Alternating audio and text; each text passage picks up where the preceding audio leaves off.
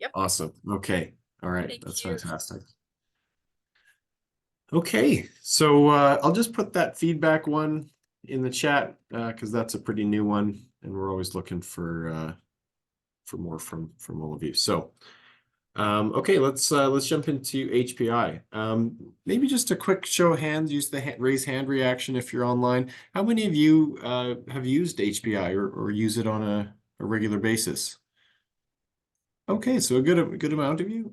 Is there anyone that has never used it at all? Is there anyone that's brand new to HPI? Maybe seeing a couple of hands, a thumbs up. Okay, so I think I often find that it's gotten better over the years, but I think this is a really underused tool. But I think one of the things that maybe makes it a little bit harder to use isn't the interface or the tool itself, but more about understanding why why the benchmark pricing model is different than median or average pricing, and how it works, and what kind of data it's actually pulling from our MLS system.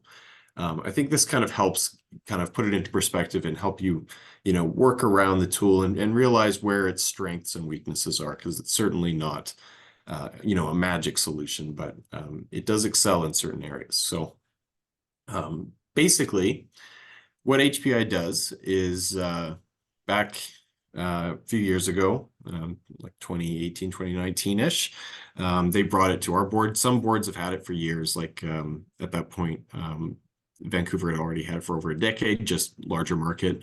And what it does is basically they went back to January 2005 in our MLS system, and now it's expanded to all of our systems. So Kamloops, Kootenay, South Okanagan, as well as our Central Okanagan. And they took all of the sold data starting in January 2005, and every month they pull in new data, and they apply their algorithm that they've developed to that. And that's a fancy way of saying they have a model where they take all of that sold data and they look at all of the most common features on these properties that sold. And then what it does is it basically builds like a simulated property, or a virtual home. This isn't a real property. You don't have an address for this, but it's more or less a representation of what the most typical home in a region within a property type is. So, for example, if you looked at, I don't know, let's say Glenmore region, and then you look at single family homes or something like that, there's a typical home for all of the sales of properties in that region since 2005. And then there's another one for townhouses, and like it goes on and on for all of the property types they include. Now, it is a little more limited than what's in the our primary MLS, but they do basically have one for each. And I'll kind of show you what that looks like when we jump into the system. But what's nice about this is this typical home is built off of thousands and thousands of sold properties. And when you're looking at month to month variation, it doesn't skew nearly as much in the short term as median and average pricing. So this is one of the main reasons why it kind of became the primary model for our like our summary stats that we print every month. Because when you're looking in the short term, because this property is only really influenced a smaller amount, because it's just taking, like, let's say in a month there's 10 properties that sell in Glenmore, and maybe 2 or 3 of them are outliers. In a normal median or average pricing model, you're going to see these big spikes month to month, especially if you're getting something outside of that, that typical, because the average is just, when you're only applying data month to month, it just gets skewed so easily. Whereas instead, they're applying those 10 properties that sold to a model that already contains thousands of listings over 18, 19 years now. So the model slowly shifts.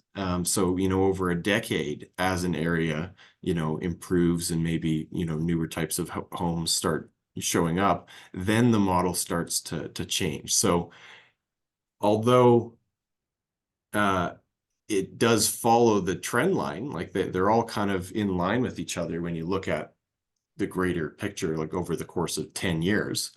Month to month, it's a much more reliable tool.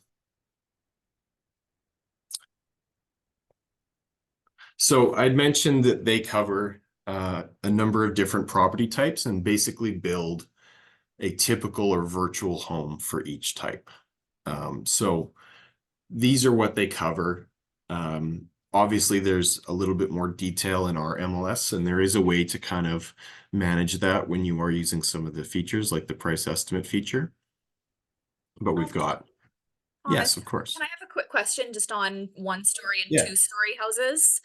We Yeah. had this come up the last time. So we actually just had somebody from Korea come and do a little bit of an HPI session with us. And the question was like a 1-story versus a 2-story. So was a 1-story like a true rancher, or is it that it just doesn't have a second floor? And a So 2-story, yeah. Do you that's mind a really explaining good that? question. And I think there's a discussion that could be had about, what each of those is actually considered. And there's a possibility that not everyone agrees, but there is a way to kind of avoid all of that. The only thing that really matters is how HPI considers it, right? Because of how their calculation works. So it doesn't matter, in any other way other than when you go into this system and you go to the concordance tab, this is laid out to match or mimic our matrix or exposure MLS, depending on which system you're using. So when you're going in and you're entering, you know, different story styles that are beyond what is offered in that limited property type, this is what's going to tell you if what you think is the category is actually considered that in the system. So this is kind of an important detail to know how the system, recognizes. So I don't know if they mentioned this to you when you had Korea come in, but this concordance tab was designed specifically to try and fix that. And obviously, like maybe it's not, you may not agree 100% what it's stating, but at least you know how the system's applying the benchmark categories. Does that kind of help at all? Super duper helpful. Thank you.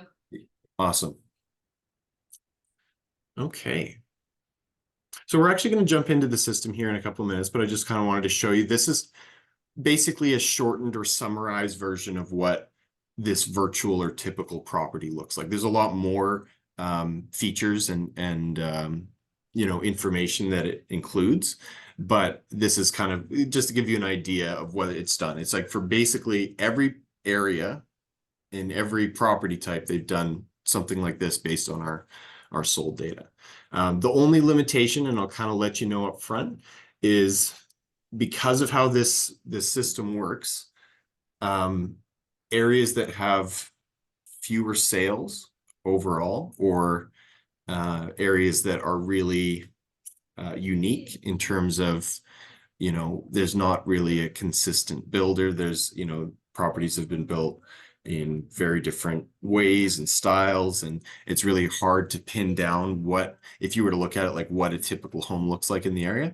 HPI is going to struggle. So we're probably all aware of areas, you can think of areas in your mind that probably applies in, where it's kind of all over the place. Whereas, there's other areas where, I used to live in a neighborhood in Calgary where essentially all 250 homes were built by pretty much the same, builders the whole time. So when you walked into someone's house, it kind of looked like a mirrored version of yours.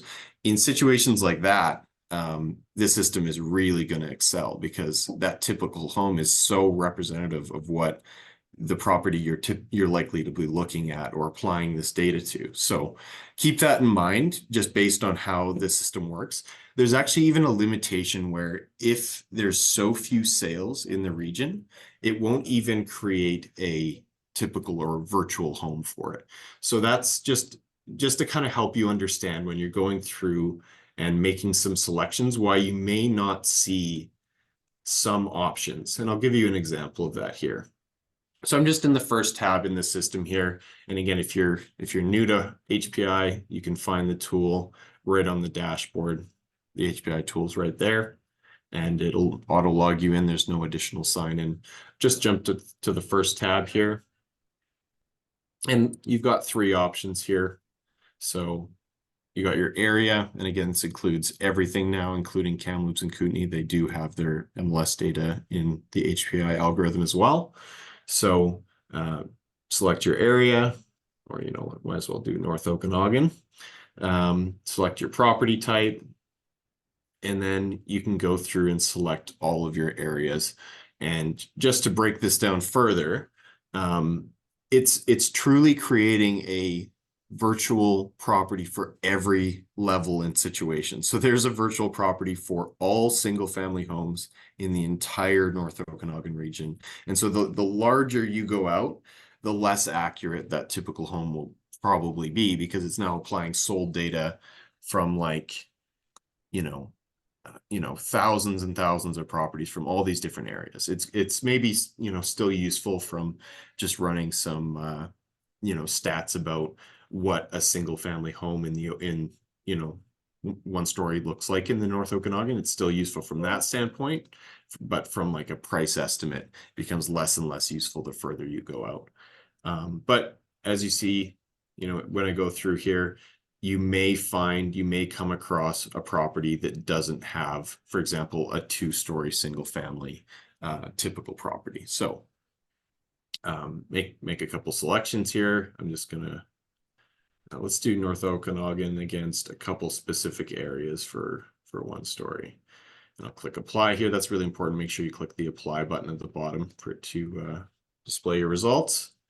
And an important thing I think to know is that this little option at the top, HPI or benchmark price, it's always going to set you to HPI value by default. And there is a way to calculate what the benchmark price is manually using the HPI value. Basically, for every one of these, the start of the data is the base value of 100 HPI value, and then based on the data it receives, that value either increases or decreases. There is a calculation, but the system does it for you. I often find you get a better visual, and it's easier to understand if you just switch the view to benchmark price instead. So you can see that it kind of separated out my graphs a little bit more, because it's now actually in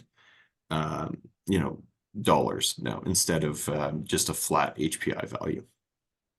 So we've got our Bella Vista area, North Okanagan, and Armstrong here. So it's actually, kind of a good representation here, because we've got one area, another specific area, and then, the overall area sits somewhere in between. And that's kind of what you'd find if you ran all of the 1 story for the whole region. So it's, kind of an average of everything. But there's a lot of options here. You can narrow that date range down. Again, it's 2005 to present day. It's always going to be 1 month behind. So we're going to see February come out, just next week. So you can narrow this down however you'd like. You can look at a specific time period. You can even add info pins to it. So if you want, you can pin different points on the graph. If you want, hold down the control key or the command key if you're on Mac. It gives you little instructions right there, and you can pin multiple points in different graphs how you'd like. So you can kind of set this up, and if you want, there's always options to download this data. So if you would like to send this to a client or use it in some way, these are always available. Okay, so the interesting thing about how this tool works is that these first 3 tabs are kind of all connected. So the data that you enter in the criteria fields here at the top, that carries over to your 2 other graphs as well. So just keep that in mind when you're using all 3. Really, it's just 3 different representations of the data: tabular, bar graph and line graph. If you want to update one, I'd recommend downloading or saving one of the other pages first, because obviously it's going to overlap and rewrite it. So yeah, just a heads up there. But play around with it and see what you can pull from it. And there's always stats available in Matrix as well. Good way you can always compare HPI stats to the existing Matrix stats that they generate each month. Get an idea of what the difference is, help you understand the summary stats that we print every month a little bit better. There's also this benchmark descriptions file at the bottom. If you've never clicked on that, that is where all those virtual properties are actually held. So it's now an Excel file, which is actually a really nice improvement over the previous PDF. I found this one a lot easier to use, but it is a lot. But basically, if you were ever curious about what the full benchmark home looked like for a specific region or property type, that's what this file's for. And then it's always getting updated based on our information. So as I mentioned, let me just get this guy to pull over. It's a little sticky. There we go. So basically, the easiest way to use this, highlight a column and use the Control or Command F function. That gives you a search field, and you can just search for your area. You can do the same for property types and stuff like that. You could also use the sort drop downs here. So there's a lot of ways to make this a little bit easier to understand. But as you can see, if I go through, let's just keep using our Glenmore example. I can find all of the typical property data on Glenmore. So it's going to have a 1-story, a 2-story, an apartment typical property. Composite is just all of the property types combined. We've got single family, townhouse, and then it starts into the next sub area. So this is always updating every month. And again, I can kind of highlight and look at just a specific one. This can be really handy if you're using that price estimate tab in HPI, which I'll talk about for a few minutes as well. But you can kind of put in your price estimate, see what it gives you, and then compare the virtual or typical property to what your actual listing or property is, and get an idea of how accurate that might be. Maybe your property has, is larger or newer, or, has more features, and that kind of might influence how accurate that benchmark is. Does anyone have any questions before I just keep rolling on? I want to make good use of time, but I also want to make sure no one gets left too much behind. No, that's great. So thanks, Thomas. I was just making sure everybody in the room and my ex-tech data consultant answered. Yep, makes sense.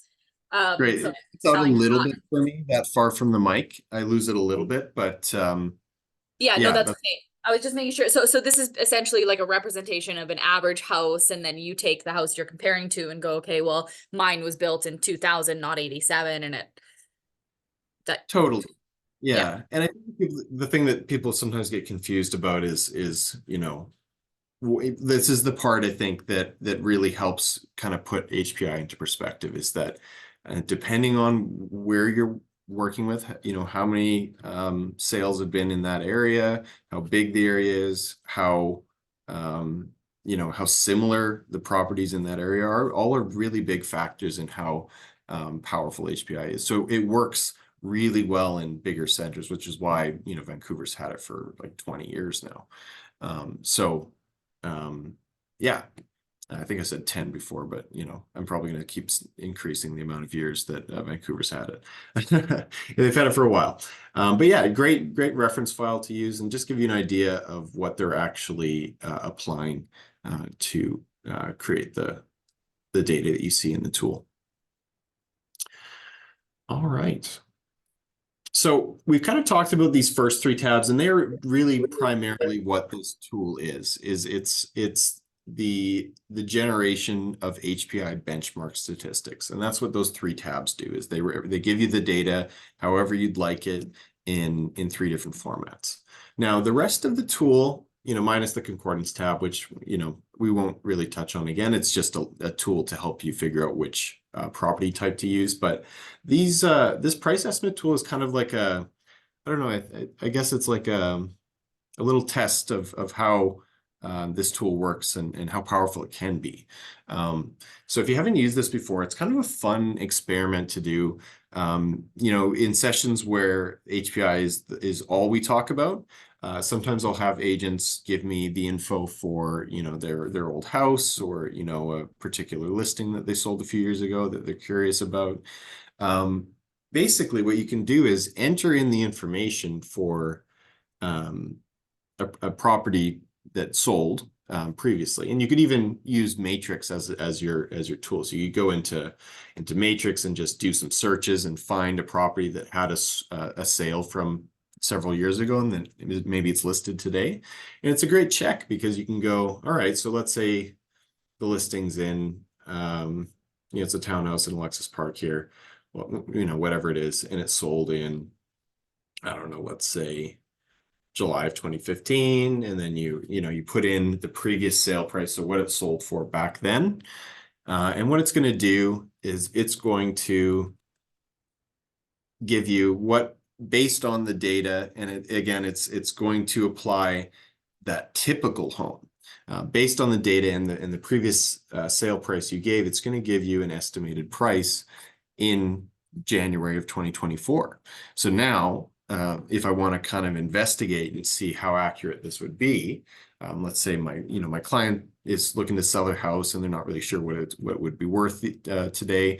Great example, something to play with. And it's not like it's the only tool.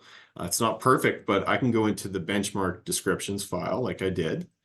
And I could look up Alexis Park for that property type, and I could compare my property to what the benchmark is and go, actually it's fairly accurate, or, oh, it's really not going to be a great representation at all because my property kind of falls outside of what, the typical property in that area is. So yeah, it's kind of a cool tool, shows off a little bit of what HPI can do. So yeah, mess around with that. It's kind of fun.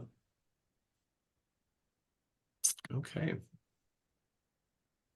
And we're just coming up on 11:30 here, so I'll just kind of wrap up HPI here, and then we'll have a couple minutes for questions just to make sure we don't, lose anything in the switch to Auto-Prop.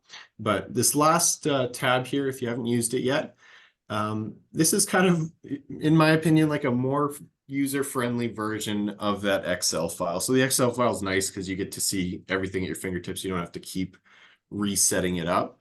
But basically what this does is it allows you to select an area or multiple areas and then apply all of the characteristics or some of the characteristics that make up that typical property. So this is kind of what our list looks like.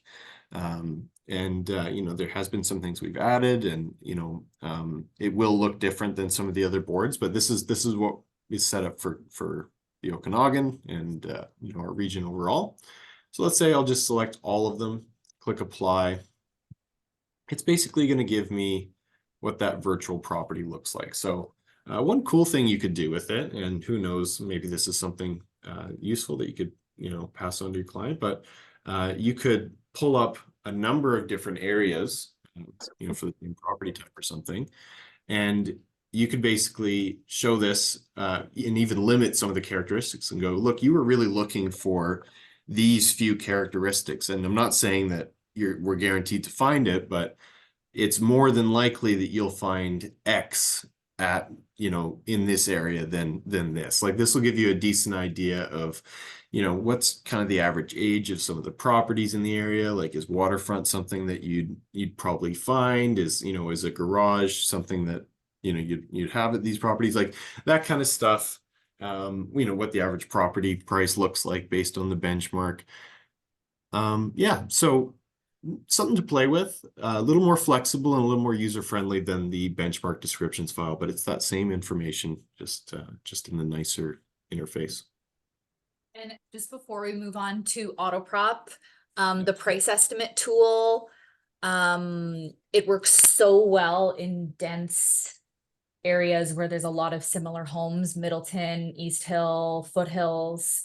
Because it's all very similar. You're usually comparing when you put HPI in, it's like very similar type property, and it's been quite accurate. And I would encourage you to test it out on some recent solds and go into history and see when they bought and how much they bought it for, and really test it out.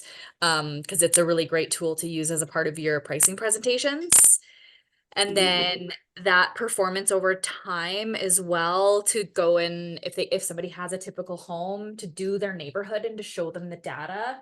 Here's the average home, and then go to, I think you were benchmark comparison, say this is the house that is an average house, it's very similar to your house. And here's the performance over time in your specific neighborhood, and then be able to now explain this is 20 years of data with common features in this neighborhood. I think it's such a really I'm an HPI nerd. But it's just such a great pricing tool. Yes, yes, it really is. And I just think that it's really good to know what what they're actually using it for. Like if you didn't look at the benchmark descriptions or the benchmark comparison, you wouldn't really have an idea of what they're actually using to set up these pricing models. So yeah, definitely take a look and use these, like when you're doing that price estimate.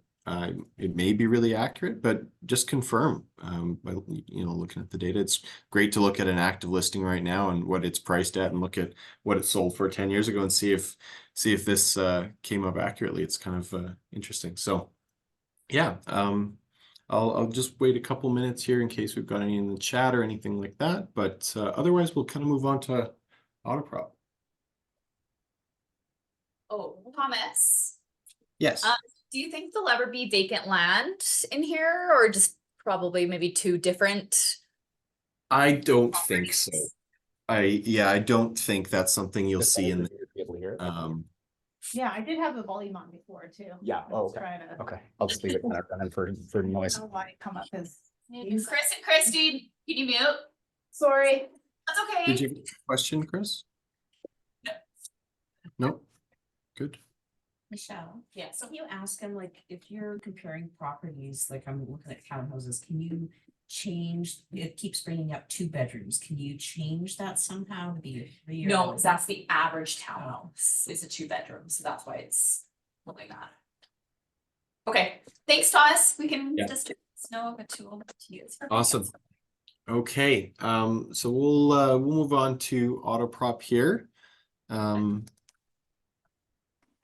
And again, I'm thinking even more so than HPI, this one might be something that some have maybe not even ventured into. Maybe give me a show of hands. Is anyone brand new to Auto-Prop? Trying to get an idea of how or where I should start.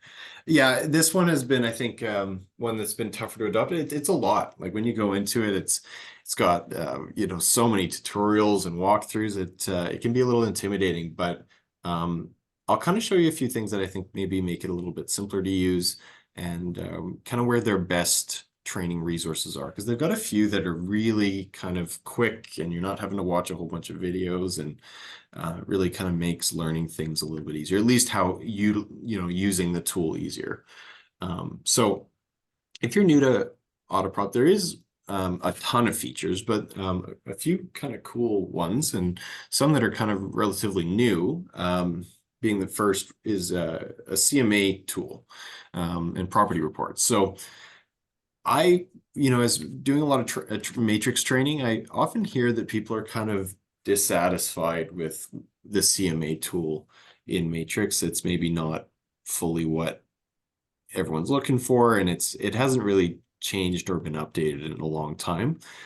I think at least partially the Auto-Prop CMA tool, if you haven't used it yet, kind of solves this. So this is obviously included with your membership. There's no additional cost to using Auto-Prop at all. It's just, your Clarity login. But you can generate some really in-depth CMAs. It'll help you find comparisons, which Matrix doesn't really do.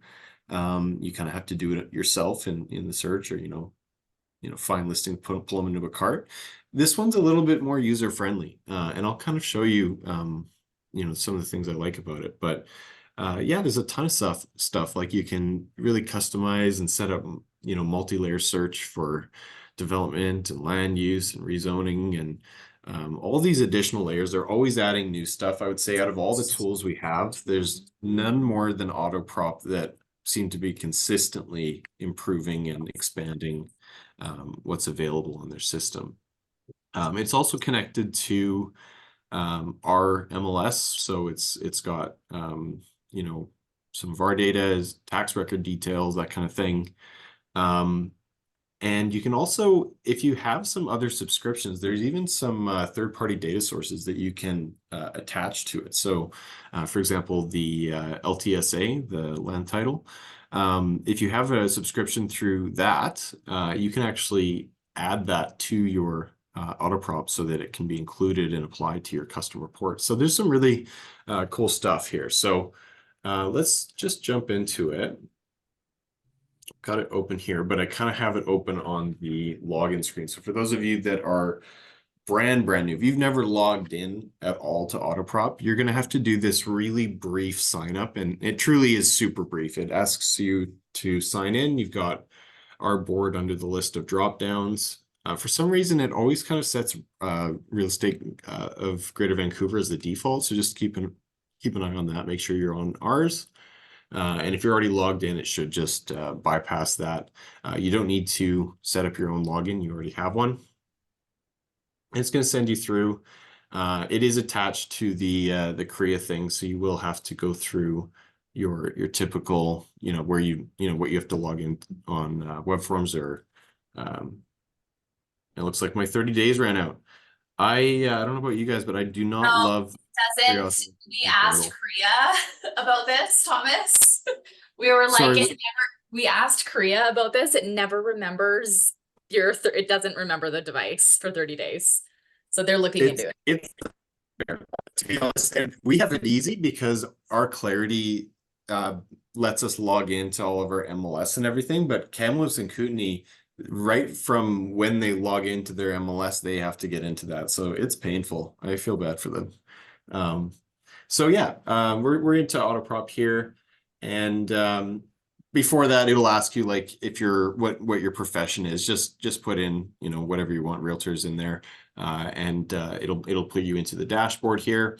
It should just keep you logged in as long as your session's going. But a couple things that I would say, number one, when you're in the system, if you're a brand new user, go right down to the interactive tour here and go through these few items here. It's super brief. You can do the whole thing in like definitely less than 10, probably less than 5. But this helps you so much. You can learn pretty much where everything is and where all the tools work just from this menu. They've got a great live training session, section, and you can even register for a session like what we have here, where you've got one of the trainers from Auto-Prop, and they walk you through and you can ask them live questions. That's definitely available, but I found you can get so much just from the interactive tour. If you want to dive deeper and learn more about understanding how to use the land use layers and kind of dive into that, there's these, you can create visual presentations with this there's an included feature called iBomb that's like basically a presentation feature. So you can really dive deep into this and make some really cool stuff, especially, if you're thinking for creating CMAs and stuff. This can essentially replace your matrix CMAs. But in terms of just kind of getting used to it, definitely just check this out. Go, shows you how to, and I'll show you a couple of these things, but shows you how to basically pull everything you need from the system. So go to search bar up at the top here. One of the cool things about Auto-Prop is, compared to some of our tools, minus some of the, advanced, MLS specific data, you basically have access to the whole province. So if you wanted to go look and pull data for, you know, anywhere. It doesn't even have to be in our association area. It's all available on Auto-Prop minus, you know, you're not going to get tax record details for them or anything because that's board specific. But yeah, you can definitely play around there and even see what some of the upcoming layers and filters that are going to be coming to us eventually. You know, Vancouver and some of the bigger markets usually get them first. But let's just do a couple things here. So I'm just gonna type in an address here. Again, you can also type PIDs. That works as well. You can also, you know, find it and just pin it on the map, whatever works for you. So if I search a property here, I'm gonna jump in and zoom that in on my map. It's gonna give me kind of some cursory information, you know, zoning type, where it's located, blah, blah, blah. I can click summary sheet here. It's going to pull some additional information, right? Like all of this extra stuff, school, you know, and then if I want, I can go to property report and I could create like again, this is not a CMA, but it's just, you know, a standalone property report for something you could set up and there's tons of adjustment options. So basically to break this down, all the stuff over here pretty much is just what comes with Auto-Prop. So if you're going to look in a different area of the province, it's pretty much all going to be there. And then we've got a few data source integrations that come from our board specifically. So tax record detail, the ability to find comparables. So that's actually like MLS from our system. You know, so lots of stuff there. You will notice there's a few things that are not available. But they're always, even since the last time I was in here, I've noticed that they've included a few more things. So anyways, I can pull up, it's going to tell me a whole bunch of information. So actually, sorry, just one sec. There we go. Okay. Let's back out here and I'm just going to quickly show you the CMA feature because I think this is one of the cooler parts about Auto-Prop. And this was added just a few months ago, at least for us. So if I go create a new CMA,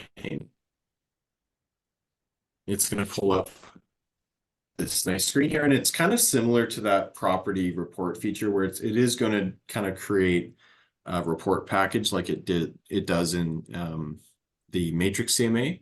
And, you know, because you can pull these as PDFs and stuff, you could actually kind of use them in conjunction. So if there's some things you like about the Matrix CMA features, you could create your report there and just, you know, print and pull any of the pages from here into there. That's always a really easy thing to do. You can always add PDF documents to your CMAs. But I can go through here and find my comparables. So I don't need to go into a separate search right in the CMA model. I can, you know, select my area, or if I'd rather, I could just do a radius from where my property is. And then I could choose, you know, my property class. So let's do residential. And then my property type. Yeah, it's got all of the options right from our MLS. So it's going to look really familiar. I could set a price range.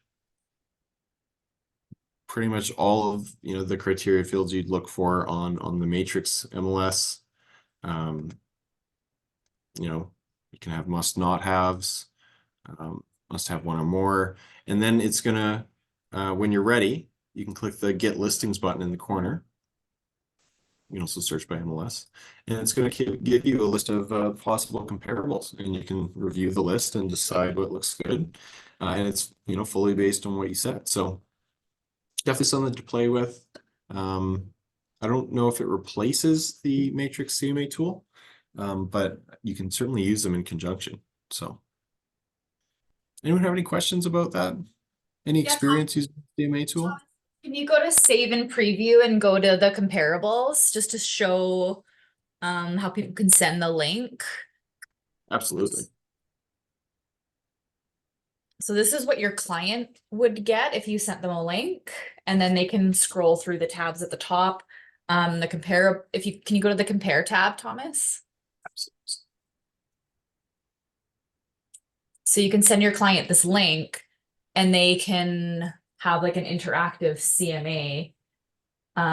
Or you can have this ready for yourself, go to your pricing presentation with your PDF from Matrix if that's what you're comfortable with, but have this ready, this link ready to go so that you can really easily flip through. And then can you show how you can like highlight the property and flip through? Sorry, I'm really bossy. No worries. Like this? Or- No, one of the comparables. Yeah, Oh, okay. if you click on the picture of the comparable, then you can actually, I think, click on the picture again. So you get, And you then get- now you can show your client and you can be like, see how much nicer this house is than yours? Without saying it out loud. And then with the share CMA tab, you can give them a custom link. And my only complaint on that, or you can get a PDF or yeah, so as I was saying, so even if you wanted to take portions of this, you could generate a PDF version, use it with Matrix, or, you know, it's a great online option as well, because they don't even have to open a PDF or, you know, anything like that. You can just send So a link. my only complaint, Thomas, and I would love for you to pass this on, or Yeah, I don't know if we can email course. auto. Oh, absolutely. Yeah, There's we there's no mobile, you can't open the link in a mobile. So I think okay. 90% of us probably open links and their emails from their phones. And the Yeah. link that's generated with Auto-Prop is not mobile friendly. So you Yeah. really have to like train your clients to say like you have to pick this up on a desktop, or you have to just bring your laptop to flip and show people. Yeah. Or, you know, the PDF option is always there, but that's a great note. I'll let them know. I'm sure they're probably just still working on optimizing it, but absolutely, yeah, it'd be great to have it on mobile as well. But yeah, it's I think a great additional tool to have, especially because it's included. All right. So another thing that I kind of like to cover is these options here at the top. So you have the option to, let's just clear this. So you have the option to also select like a specific area on the map. So if you wanted to, oh, it's a little slow on me today. Usually doesn't like that.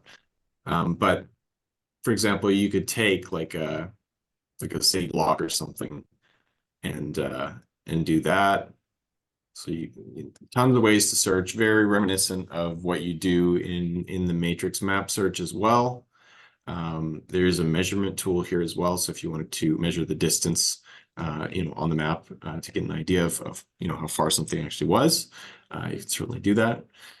This option in the corner, this is, I think, a huge part of Auto-Prop. That's the map overlay options. There's a ton of customization and stuff that you can do with this. Beyond, you know, you can even customize what the map looks like for you. You can change it to be more like a Google Maps layout, which, you know, can be helpful for getting a better idea of, you know, what a block looks like or where you are. You can also see a parcel outline layer, which can be nice. These are always getting updated and changed. So for example, there is some areas that are coming in newer and some won't apply to our region, unfortunately, just due to, you know, how we're set up, and, you know, we may not have the transit availability to make some of these layers worthwhile. But yeah, you could, you know, for example, throw on different layers for schools or, you know, development data, If you need to, you can always reset or clear the map here at the bottom. So you can always, you know, I want to just clear map layers, but I want to keep all my property selections, or I can do everything. You can also pull AOIR listing comps this way as well. And we've also got some places filters. So a lot of these likely will never come. Just a heads up there. Some of these are going to be more specific to an area like Vancouver, but we do have a couple heritage properties, postal codes. Yeah, I would say, you know, another one that I think is going to be coming, which is a huge one, especially for people that are maybe newer to the area, or, you know, I think anyone struggles with this, especially with, you know, how big our new region is. But we're looking at getting sub-area map overlay options. So that means, like, if you were to look in Vancouver, they have some of these map overlays set up already.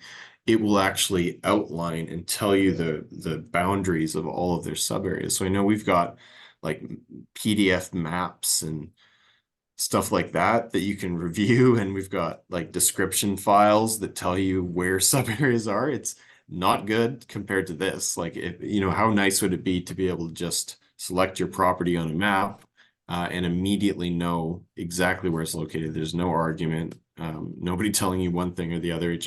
It appears in that sub area or not. You just turn on the filter. So that's something that we're hoping to see come here soon. So I think that's really exciting.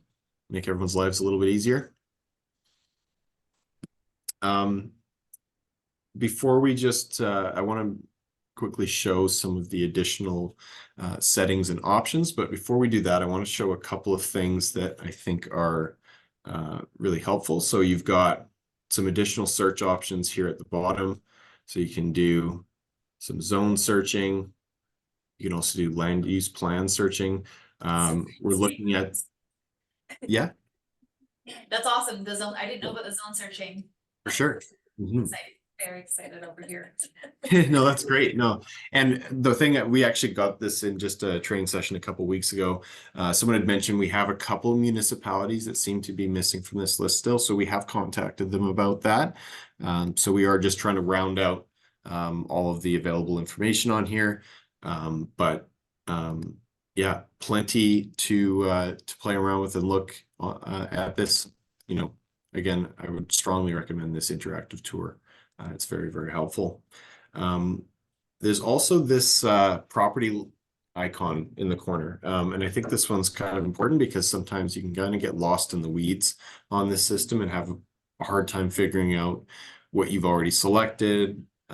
Should I clear it? You know, what am I actually looking at? This little icon in the corner, it's a little bit incognito, but if you click on that, it's going to give you all of the currently selected properties on your map. So that'll tell you exactly what you currently have. And you can kind of do some stuff from here. So you can load additional data from here.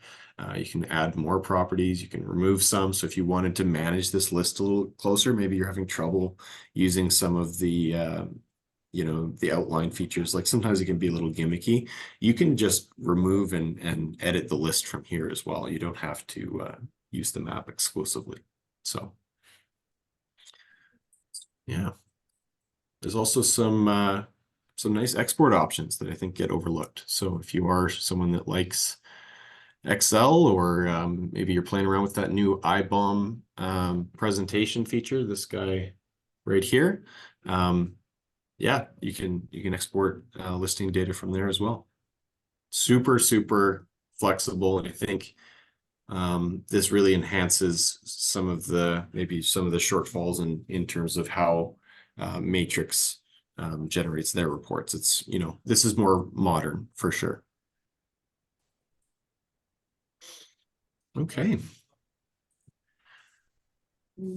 Well, I don't know if I have anything else in particular that I was looking to cover today, but I want to leave a few minutes for questions, even stuff not related to what we talked about today. Happy to answer any questions about Oh, don't open Matrix. up that basket. I'm just Whatever you kidding. want. I'm here to answer any questions. Thomas, can you touch on two things really quick? Sure. One being the customization of colors, logos, in your Absolutely. profile, and then just show them what an active MLS summary sheet looks like, and we can use one of our agents' listings in the room or on Zoom. Because no Totally. offense to Matrix, but the summary sheets, if you've customized your logo and your colors, are so much more beautiful and easy to read. They're nice, like they're nicer for clients for showings, and definitely I would use them at the house instead of matrix sheets. Sorry, matrix, but No, you're totally right. I think these are way nicer looking. If you get used to using Auto-Prop to generate reports, I think everyone will be happy because I think it's easier and I think they look better. But yeah, first thing there. So the setup icon in the corner, this is a bit of an important one. You're going to find, again, help center, feedback, all that stuff's in there, but there's also branding and integrations here. So we're going to just cover branding really quick. So much like you set up your branding on, Matrix or anywhere else, they've got their own section. So you can do a lot here. You can add, brokerage or company logos, photo of yourself, additional information. You can do banners like you would on Matrix. So again, stuff that would appear on your generated reports. You can do a bit of an agent bio for yourself, additional, color and style options. So it doesn't have to be boring. You can really mix it up with some additional stuff there. You can even update and kind of customize the level of branding and what the branding looks like on your reports as well. And there's different preferences for if you're doing summary sheets versus a property report. Again, you can set different levels for each one, so you're not stuck on one. Just if you set professional branding for one. Again, even the online version has some options. You can always preview it here as well. So if you'd like. And yeah, feature sheet, lots of stuff there. And the last thing I wanted to mention is before I got a little sidetracked, but yeah, if you are my LTSA Enterprise member, for example, if you have that subscription, you can add that and have even more reports and customization options on your summaries and reports. So lots of stuff there. So the other thing we wanted to quickly talk about here, let's just pull up. Yeah, you wanted to get a listing, so I'm just going to clear my map really quick. Let me know. 7588 7588 Highway 6. Highway 6. Oh yeah, this is great because we were questioning the property lines. Well, this is just a summary sheet. It's not going to show property lines. But But we could. it does instantly. We see the property. There is, Oh, okay. there is, Straight. for example, you Yeah. can apply additional layers and information to it. So if you were looking for that, that is available. So for example, let's just pull up so just take a second. And again, I think this is on my side. I think our internet at the office is struggling a bit. It's typically not this slow. And sorry, but if Yeah. you guys update your colors, like if you go to the Remax brand identity manual in the agent broker hub, it will give you the colors you need for like that dark Remax blue. And it looks so sharp. Like with the recording, I'll send out a feature sheet with what I've set up for like my headshot and the Remax logo, and they look so sharp. Sorry. Great point. So you can even color match with the color codes. So you can get what you need. But yeah, it's obviously I don't have a lot of that branding set up, but you get, in my opinion, a nicer feature sheet than what you get in Matrix.